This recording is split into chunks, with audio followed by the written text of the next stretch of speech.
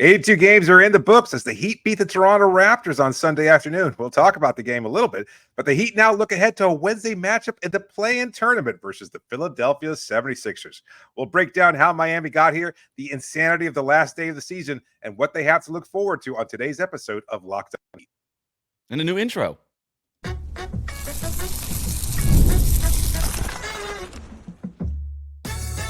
You are Locked On Heat, your daily Miami Heat podcast, part of the Locked On Podcast Network, your team every day. All right, welcome to Locked On Heat, your daily podcast on the Miami Heat. I'm Wes Goldberg, editor at allyoucanheat.com. Joining me as always, credentialed Heat media member David Ramil. However, you're tuning in on YouTube, Odyssey, or your favorite podcast app. Thanks for making Locked On Heat your first listen every day. Today's episode is brought to you by Monopoly Go. I admit it, I have a competitive side, and as a big fan of Monopoly Go, the mobile hit twist on classic Monopoly. So join your friends and download Monopoly Go now, free on the App Store or Google Play. So the Heat beat the Raptors twice over the weekend, but it didn't matter all that much. They did not get the help that they needed from the Nets or the Bucks or really anybody. So they're going to end up having to go to Philadelphia, play the 76ers in the 7-8 play-in game on Wednesday night. And as if that was not bad enough, the playoff bracket may have even gotten more difficult and unfriendly to Miami. We'll talk about why in a bit. Plus, we'll get to a preview of that 7-8 matchup against the Sixers in a bit. But David, first, a lousy day for the Heat, all things considered. Everything in terms of the scenarios that needed to play out did not play out the way that the Heat needed them to play out. So the number one game that we were pretty much watching was the Philadelphia game. They were hosting, they were actually on the road in Brooklyn. No, I'm sorry, they were hosting the Brooklyn Nets. And it was then announced that Joel Embiid was not going to play in that game. He was taking the night off on the final game of the regular season. And so you're like, all right, maybe the Nets can kind of go into Philly and steal a win. Nope, they get blown out by 30. That's, or 20 or whatever, a lot. Whatever. I'm bad at math. The other one that we were watching was Milwaukee and Orlando. The Heat actually needed the Bucks to win this game. They most certainly did not. They lost to the Magic 113-88. And then the other game that we were kind of monitoring, although it wasn't as important, was Pacers-Hawks, and that game was over within like 5 minutes. Like, the Hawks are a fairly unserious team, and the Pacers scored 157 points on them. So that's where we ended up on the day, even though the Heat beat the Raptors on Friday and then on Sunday at home. So here's our final Eastern Conference standings. The Boston Celtics have the number 1 seed. No surprise there. They rested their guys this afternoon. The Knicks end up with the 2 seed. The Bucks fall to 3. The Cavs and the Magic are in that 4-5 bracket. And then the Pacers end up getting the 6th seed, escaping the play-in tournament. That means Philadelphia is the 7th seed. Miami is the 8th seed. And then Chicago and Atlanta, of course, they were already locked into that 9-10 matchup. So the Heat will go to Philadelphia on Wednesday night for the 7-8 game. If they win, they will advance as the 7th seed. If they lose, they'll play the winner of that Chicago-Atlanta game, and whoever wins that one will advance to the playoffs as the 8th seed. And, of course, whoever loses that one will have their season over. So the Heat did their part, I guess, over the weekend, although they didn't really do much of their part in the lead-up to this weekend, which is why they were in that situation in the first place, David. But of all the teams that we were just talking about, who are you most disappointed in? As far as the ones that could have helped in Miami and their quest for the 6th seed or 5th seed, oh wow, no, they all equally suck, and in my opinion. Can we get like that electric buzzer sound that you like using so much? Because you had that checklist of all the different teams, all the different scenarios that we needed to break right for Miami, and unfortunately, none of them coming through. So it was just a big disappointment all around. I have that sound. Oh, okay. Well, it's okay. Either way, that's perfect. It's just as go on par for the rest of the day here. Leave it to Miami. Up and down. Leave it to Miami, who finally took care of business, right? They finally took care of business, and it didn't matter. Like, they finally were like, you know what? We're going to beat the bad teams. We're going to mop the floor with Toronto on Friday night. We're going to beat them handily on Sunday. This was a team that was going through injuries. They weren't tanking necessarily, but they had just suffered a number of injuries. They were in Miami all weekend for the last 2 games of the series. They finally did it, right?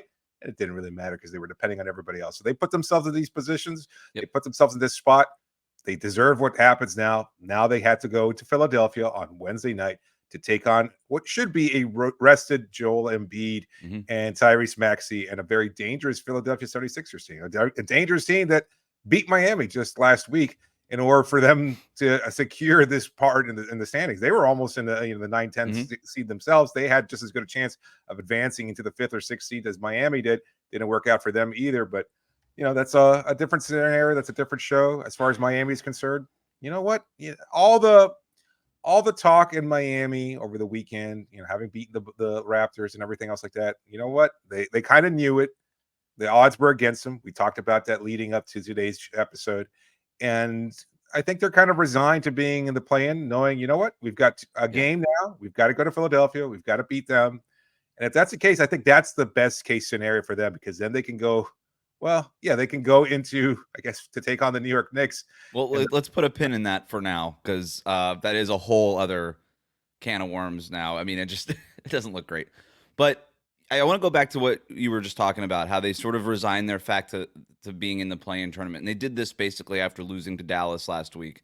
Yes. And as soon as that happened, the odds were highly against Miami of escaping the play-in tournament. They had a chance. Like, if you would have beaten Dallas, the Pacers loss a couple weeks ago, that Philadelphia home loss was really bad, and Embiid's first couple games back. And so, like, those are the games that really hurt them during this sort of final push. There's other games throughout the year that obviously hurt them, but throughout this final push, those are the games that obviously hurt them, those losses. But yeah, after that Mavericks loss, Spoelstra was like, yeah, we don't even care about the standings anymore. We just want to start trying to play better basketball and kind of get in rhythm and kind of find some sort of connection here.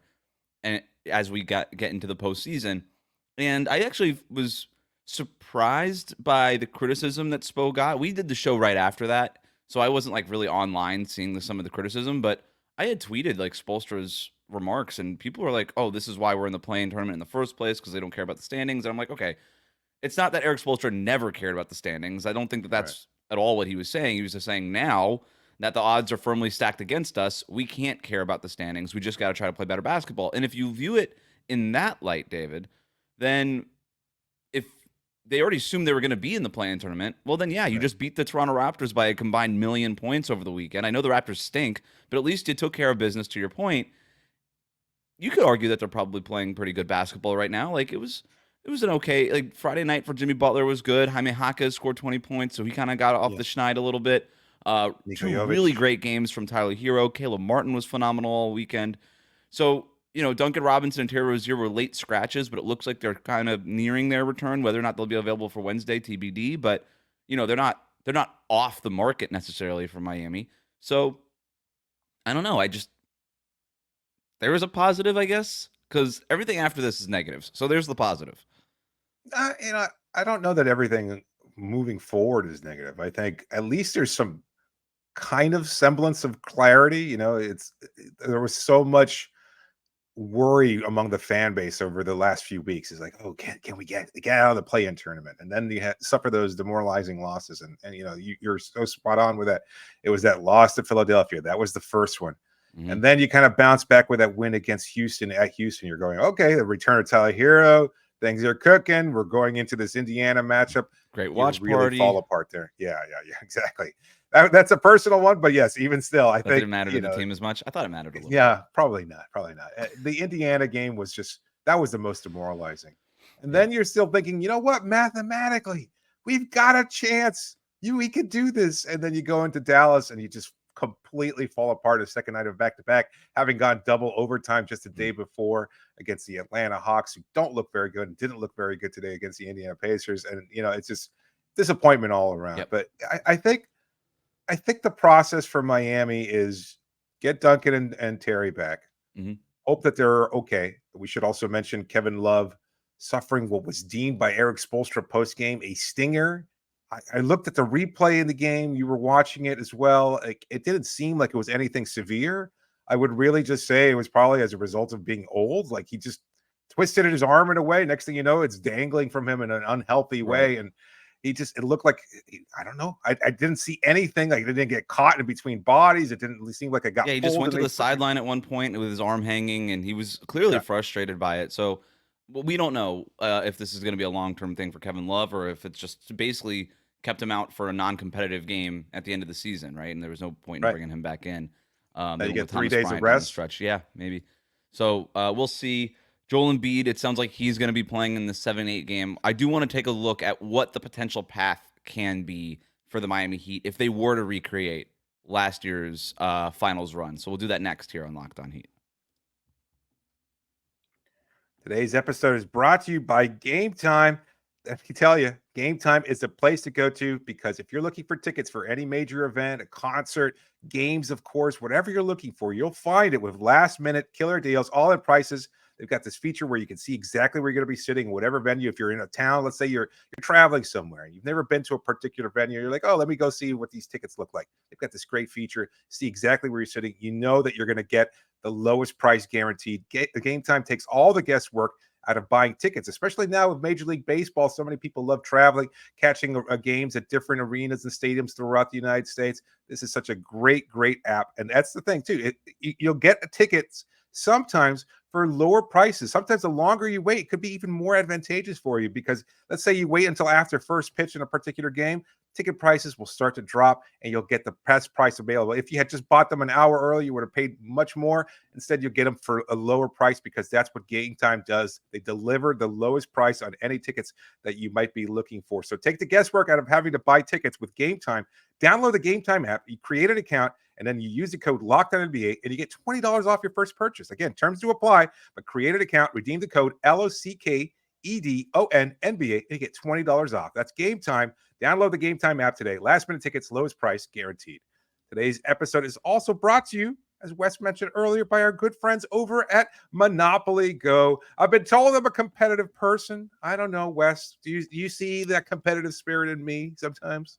It depends. It depends. Sometimes, It depends. sometimes if the Now Heat that are the playing well, playoffs are you kind of going, get that. Yeah. now that the playoffs are going, this is a completely different animal. I tell you, I try to be as unbiased as possible for 82 regular season games, but now the playoffs are there. If you're taking on Philadelphia, New York, Boston, all of these opposing fan bases and teams suck mightily, and I don't want to see a single thing positive said about any of those teams. So there you have it. I do have competitive side. We all do. And my competitive side, as a big fan of Monopoly Go, I'm sure you've heard of it. It's been downloaded by over 150 million people. It's a great twist on Monopoly where you play on not one, but hundreds of Monopoly boards in crazy locations, building up amazing cities that bring you big money. But the best part is messing with your friends. You can charge them rent on an iconic property, just like the classic Monopoly game. But now you can also rob their vaults of riches. You can keep those riches for yourself. And the leaderboards show you who the biggest Monopoly tycoon is. Luckily, it's more soft than me. But it's not just my competitive side that loves it.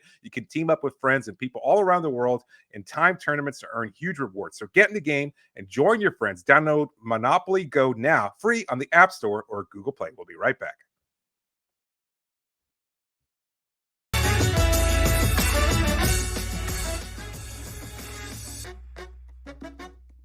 Thanks for making Locked On Heat your first listen every day. Make sure you're subscribed on YouTube and on your favorite podcast app. It's Locked On's NFL Mock Draft live on April 17th at 7 Eastern Time, streaming on the Locked On Sports Today 24/7 streaming channel on YouTube or the free Amazon Fire TV channels app. Find the ultimate 6-episode series on April 17th at 7 Eastern to hear who the local experts are picking for every NFL franchise with live reactions from the local college football experts and even the fantasy football angle. The Locked On NFL Mock Draft on April 17th at 7 Eastern, streaming live on Locked On Sports Today 24/7 and on YouTube or the free Amazon Fire TV channels app.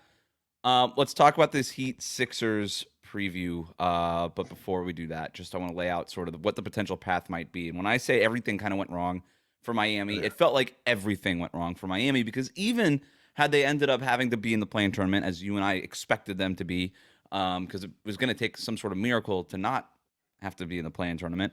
But I said, well, at least if you win the 7-8 game, you can play the stumbling, limping, Giannis-less Milwaukee Bucks in the first round. And the Chicago Bulls were like, not so fast. We're going to go ahead and lose to the New York Knicks. The Knicks pulled out the win.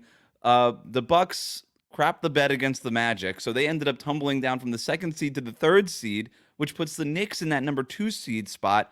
And now, suddenly, even winning that 7-8 game doesn't feel as optimistic anymore because look, if the Heat had won on Wednesday against the Sixers, I would have taken them in a series against the Milwaukee Bucks. I wouldn't have thought twice about it, and I think a lot of people would have been there too. I would have been really interested to see what the Vegas line was for that series because it doesn't seem like Giannis is coming back anytime soon.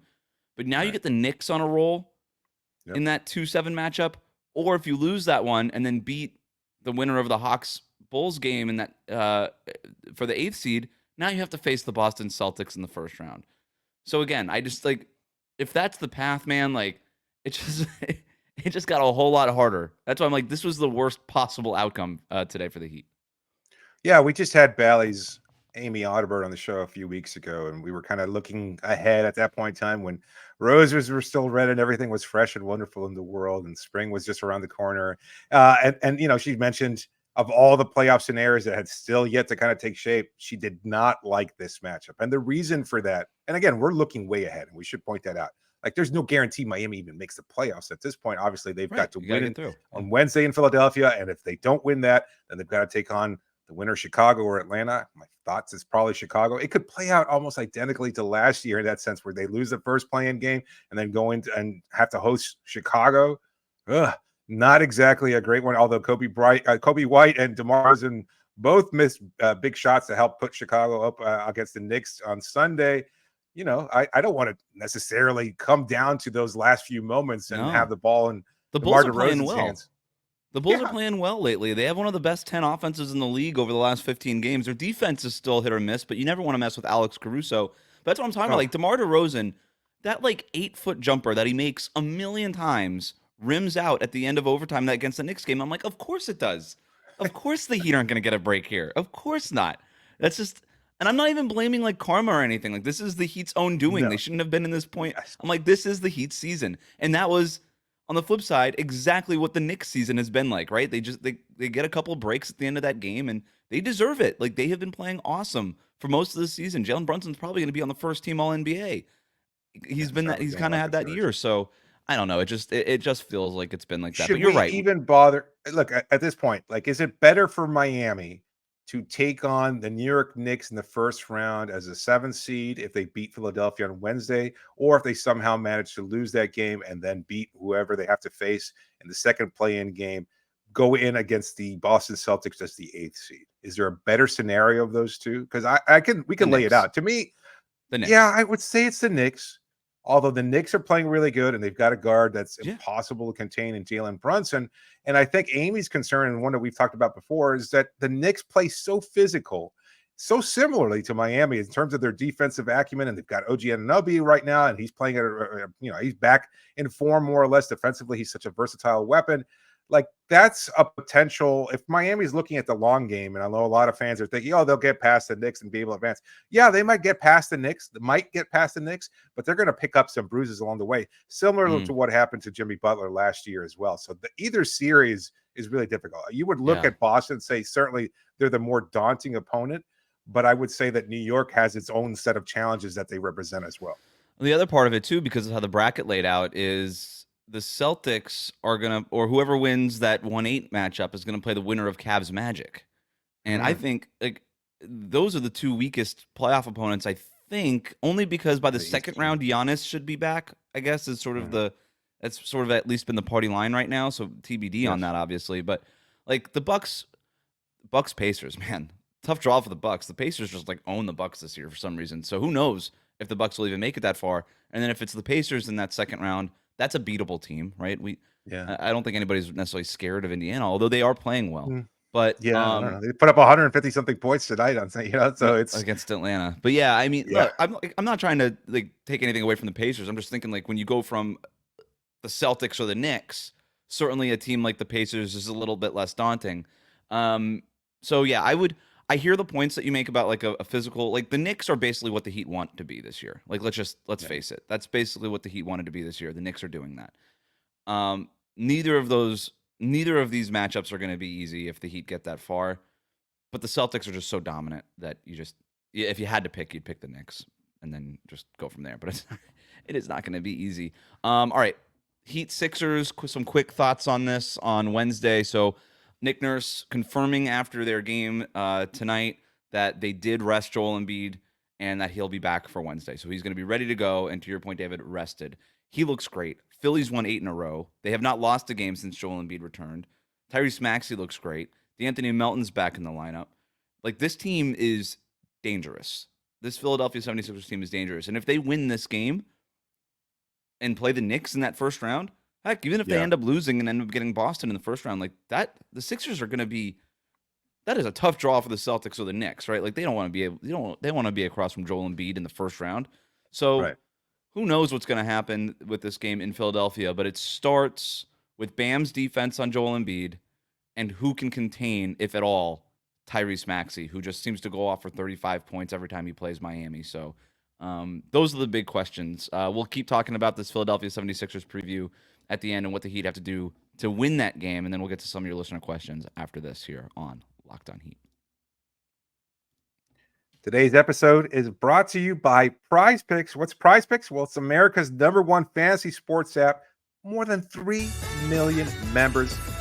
It's in the most exciting way to get in on the action while you watch your favorite sports and players. You just pick more than or less than the stats on 2 or more players, and you just watch the winnings roll in. And right now, Prize Picks is so convenient. It's so easy to use. It's really simple to play. You can make your picks and submit an entry in less than 60 seconds. And then once you do that, it's quick withdrawals, easy gameplay, and an enormous selection of players and stat types.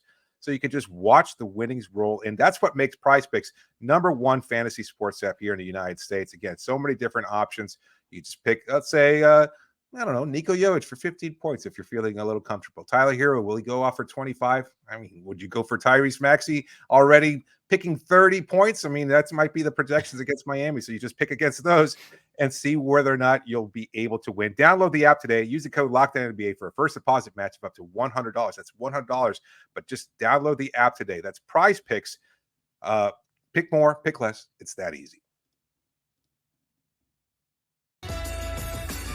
Thanks for making Locked On Heat your first listen every day.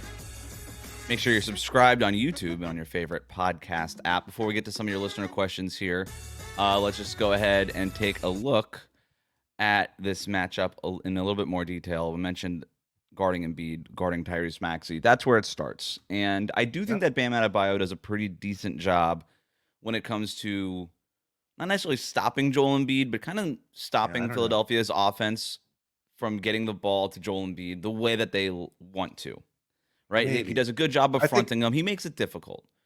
I'm actually more worried about Maxey. Yeah, I would say that I could see that point. I think this is a different version of Embiid. Embiid, at least in the past, would kind of throw in his half-hearted post-up attempts and try to score on Bam, who's obviously much smaller. He's giving up a whole ton of size to Joel Embiid. And Bam, to his credit, had held his own. But this version of Embiid, where he just like faces you up and is just like, oh yeah, I'll just let it fly from 18 feet or 22 feet or whatever. Like, there is no limit to his space and range, and that makes him more difficult for Bam to guard. So I don't necessarily like the defensive matchup for Bam as much as I had in years past. But I will say, I think if you can let Embiid just go off and do his thing, and obviously they're going to challenge him, but the bigger threat is Tyrese Maxey constantly getting space, constantly getting an open lane. His incredible ability to knock down that mid-range jumper. If they go zone, forget about it. That's it. He busted the zone right open. If he's got it going from 3, and it seems like that's been the case more often than not against Miami, forget about it. Again, there it is. He's just going to light you up. And his speed is so much greater than anybody's on Miami's roster that it makes him impossible to stop. So we just saw them a couple of weeks ago, and I think he's definitely Philadelphia's not necessarily greatest threat, but most dangerous weapon. I think you could give him that nod over Embiid at this point in time, the way he's playing. And then you've got to worry about Kelly Oubre also. Guys like that who are just going to go off and get their points. He's such a big X factor for this team, and he's been so dangerous in a couple of matchups against Miami. We talked about it after that game, and we saw him this weekend. Does DeLon Wright finally get some opportunity to play and show off some of that defensive ability? Because we saw Patty Mills. We saw, Tyler Hero try to do something against that version. No, I guess Tyler didn't play that game. Duncan Robinson. We saw all these players.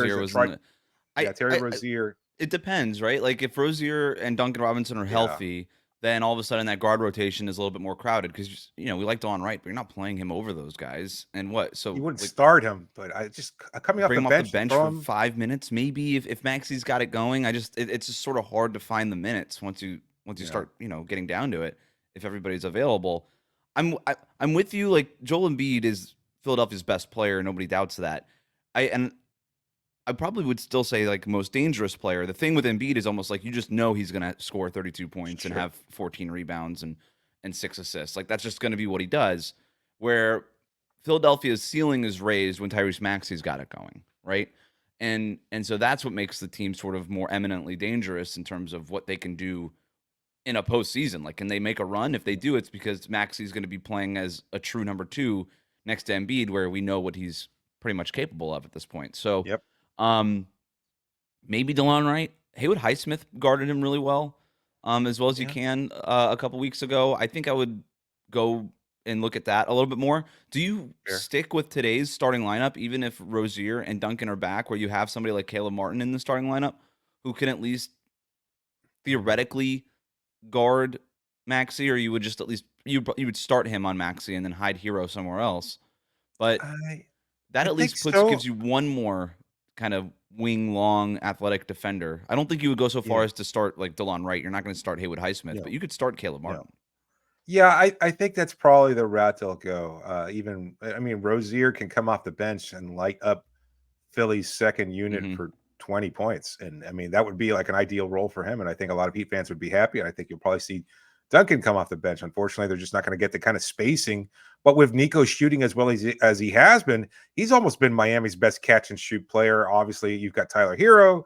You've got Bam expanding the floor a little bit. Like, I mean, there are different options. You're not going to be – you don't have a designated three-point shooter necessarily, but you've got enough theoretically. And it's a good point because like Nico's offense overall, not just the shooting, but just like his offensive impact allows you to maybe go play one of those guards, being a more of a defensive leaning guard in the case of somebody like Caleb Martin, who can obviously do his own stuff in transition and off ball cutting and things like that. But I mean, if you've got Tyler Hero and Jovic starting, then there's some offense there, and obviously what Jimmy and Bam are going to give you. So I don't know. And I like Caleb in there because I think he's switchable, especially when you're going to get, Oubre, Maxey pick and rolls. You're going to have those things, and they didn't have another option. Either you were getting somebody to switch on there that wasn't capable of slowing down Maxey or contain the athleticism of Oubre. I think he's been a dangerous weapon. I know you're not necessarily counting on him if you're Philadelphia, but he's been so dangerous and good against Miami, mostly because he gets this weird spacing, or you just leave him alone in the corner. Next thing you know, he's knocking down that shot from the short corner, or he's able to just go baseline and finish with an athletic lob, especially if you have to contain Maxey or you're worried about Maxey. He could just toss a lob up to Oubre. There's a lot of different options here, but theoretically, I think with Caleb, you've got another defender that can kind of at least hinder that path to the basket for both Maxey and Oubre. We're going to do a much more in-depth preview with a Philadelphia 76ers guest ahead of this game. Earlier in the week, either Monday or Tuesday, depending on when our schedules line up. But let's get to a couple of listener questions here before we wrap up. Daniel writes in that Philly home loss, the Wizards loss, the Memphis loss are a few that come to mind for missed opportunities the Heat deserve the play in. Not so much of a question, but more of a statement. And we agree. Yep. Brian writes in, the Heat are the play in large part due to all the injuries this season. Trying to give a positive spin, where would Nikola Jovic be in the Heat rotation if not for those injuries, forcing Spo to play Nico as much as he did? It's interesting. I don't know.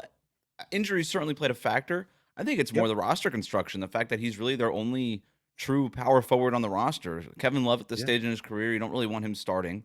And he's been so effective as your backup center that you look around and you're like, okay, like Caleb Martin got some run. He got a chance. Haywood Highsmith got a chance, but his three-point shot only sort of started to crystallize later in the season. It wasn't really there in the beginning of the season. So I think Spo just made the decision at some point. He was like, we're just going to develop Nico as our power forward, and hopefully it works out by the playoffs. And it seems like it has. Yeah, no doubt. I mean, the fact that he can play defense at a much higher level than the beginning of the season, the fact that his three-point shooting has come around, plus all the other things that he brings to the table on offense, certainly he's earned his spot here.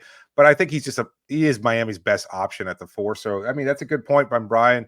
A positive way of looking at it. It's yielded some. And I think, we kind of overlooked this in the, oh, they're doing this again with a 39th starting lineup or whatever it is. Like, so many different players have played, and that really matters, because if there's an injury in the postseason, and there almost invariably is, at least you don't have to go to somebody who's just seeing the floor for the first time, or that you don't trust in certain situations. And almost everybody in Miami's roster has got some burn, whether it's warranted or not, or whether or not it's been positive.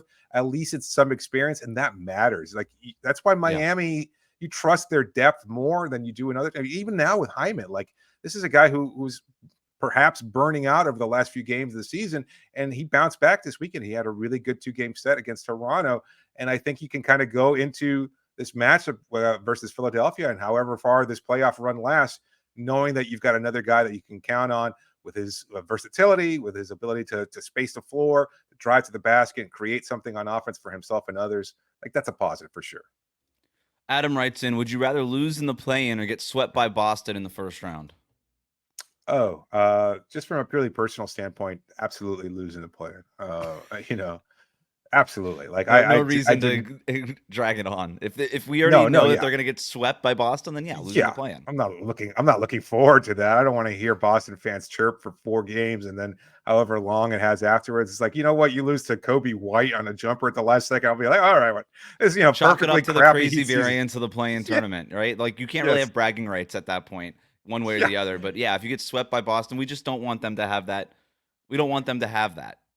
Right. You just don't want them to have that. You, as the Celtics, we don't want you to finally vanquish this thing. If the Heat were to get ousted in the play-in tournament and just like blow it up this summer, then they could actually just like kind of shut the door on this era, having never really allowed Boston to sort of vanquish that demon. Just like, okay, maybe you won the championship in 2024, but we won the war. Like, we still live rent-free in your mind, no matter what. Even if you are hoisting the Larry O'Brien trophy, you didn't do it by going through us. So did you even really do it in the first place? Exactly. Great point. That's right. There's a asterisk on the Celtics 18th banner. Right. Just like there's an asterisk.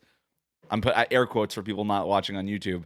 Around the bubble run for Miami, there would be an asterisk on the Celtics championship if they didn't have to go through. Did not face Miami in playoffs. They ducked them. Thanks for making Locked On Heat your first listen every day. Hit that subscribe button on YouTube. Follow us on your podcast app.